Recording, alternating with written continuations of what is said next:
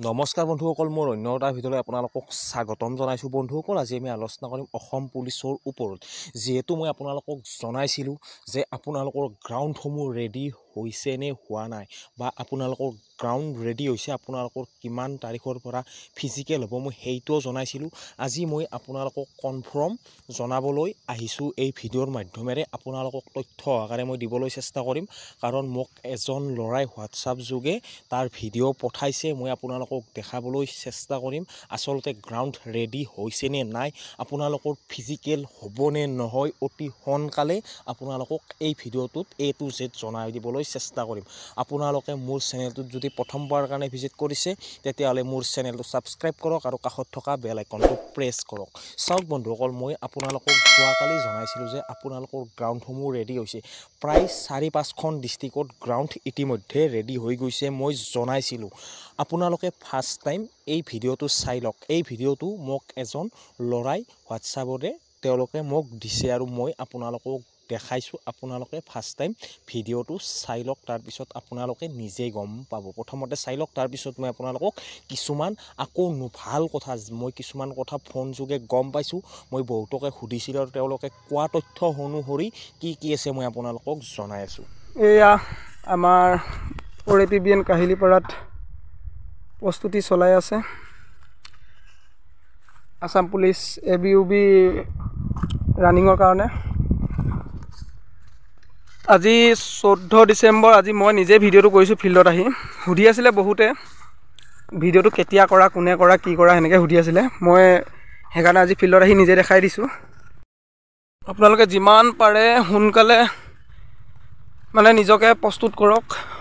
এয়া লং জাম্পৰ কাৰণে এয়া এইখিনি বনোৱা হৈছে। এইখিনি লং জাম্পৰ কাৰণে কালি চেঞ্চৰ লগাই টেষ্ট কৰি গ'ল, আৰু এয়া লং জাম্পৰ কাৰণে বনাইছে। চাওক, 4AP ফিল্ডৰ এয়া লং জাম্পৰ কাৰণে এইখিনি, আৰু এয়া আপোনাৰ চিন আপৰ কাৰণে এয়া বনাইছে। দেখিছে এখন ফিল্ড। ইতিমধ্যে আপোনালোকে ভিডিঅ'টো ভালদৰে চালে আৰু আপোনালোকে ভালদৰে বুজিও পালে এইটো সত্য নে অসত্য। মই ইয়াত আপোনালোকৰ সত্য অসত্য ক'বলৈ নেযাওঁ, কাৰণ আপোনালোকে নিজে গম পালে এইটো সত্য নে অসত্য। কাৰণ মই ভিডিঅ' দিয়াৰ পিছত বহুতেই গালি পাৰি আছে, ফেক ভিডিঅ' বুলি কৈ আছে, বহুতে বিভিন্ন ধৰণৰ কথা কৈ আছে। সেই হিচাপতে মই আপোনালোকক এই ভিডিঅ'টো দিবলৈ বাধ্য হ'লোঁ আৰু মই আপোনালোকক ভিডিঅ'টো দিলোঁ। এতিয়া কথা হৈছে যে আপোনালোকৰ কেইখনমান ডিষ্ট্ৰিক্টতে গ্ৰাউণ্ড ৰেডি হৈছে, প্ৰায় কেইখন ডিষ্ট্ৰিক্টতে ৰেডি হোৱা নাই। মই জনা অনুসৰি আপোনালোকৰ এডমিট কাৰ্ডসমূহ কেতিয়া আহিব, আপোনালোকৰ এডমিট কাৰ্ডসমূহ যেতিয়া অসমৰ প্ৰায় গোটেইখন জিলাতে গ্ৰাউণ্ডসমূহ ৰেডি হৈ উঠিব, তেতিয়াই আপোনালোকক এডমিট কাৰ্ডসমূহ দিয়া হ'ব বুলি আমি গম পাইছোঁ, বা বহুতে গম পাইছে যে আপোনালোকৰ গোটেইকেইখন ডিষ্ট্ৰিক্টৰ গ্ৰাউণ্ডসমূহ ঠিক হোৱাৰ পিছতে আপোনালোকক এডমিট কাৰ্ডসমূহ অনলাইন SLPRBৰ ৱেবছাইটত আপোনালোকে পাব, বা আপোনালোকে তাত আপোনালোকে গ'লেই পাই যাব। আৰু যিহেতু আপোনালোকৰ ইতিমধ্যে গ্ৰাউণ্ড ৰেডি হৈছে, প্ৰায় কেইখনমান ডিষ্ট্ৰিক্টৰ ইতিমধ্যে গ্ৰাউণ্ড ৰেডি হৈ গৈছে, আৰু কেইখনমান ডিষ্ট্ৰিক্টৰ হ'লে হয়তো মই আপোনালোকৰ এক্সপেক্টেড কৰিছোঁ যে আপোনালোকৰ জানুৱাৰী মাহতে আপোনালোকৰ ফিজিকেল হোৱাৰ সম্ভাৱনা যথেষ্টখিনিয়ে আছে। আপোনালোকৰ জানুৱাৰী মাহত ফিজিকেল হোৱাৰ সম্ভাৱনা 100% আছে।